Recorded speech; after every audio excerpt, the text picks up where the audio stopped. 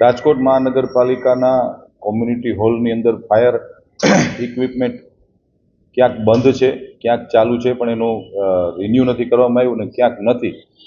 આ બધી અલગ અલગ વિસંગતતાઓના કારણે રાજકોટ મ્યુનિસિપલ કોર્પોરેશનના 3 ઝોનની અંદર 1 ઓગસ્ટથી ફાયર કોમ્યુનિટી હોલ બંધ કરીએ છીએ અને તમામ હોલની અંદર 2 મહિનાના સમયગાળા દરમિયાન ફાયરના સાધનો ફિટ કરવા માટેની એક ટેન્ડર પ્રક્રિયા આવતીકાલથી શરૂ કરીએ છીએ.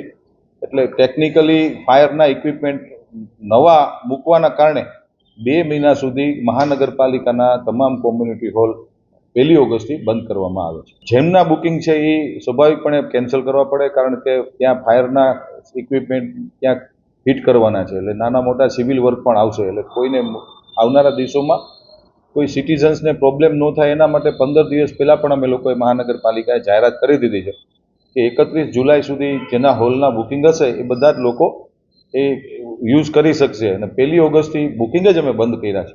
પણ એટલા બધા ઓગસ્ટ મહિનામાં હતા નહીં. મારા અંદાજ મુજબ 10 જેટલા બુકિંગ હતા, પણ એ અમે લોકોએ રદ કર્યા છે. સાંજ સમાચાર ફેસબુક પેજને લાઇક કરો, વિડીયો શેર કરો અને વધુ વિગતવાર સમાચાર માટે sanssamachar.net વિઝિટ કરો.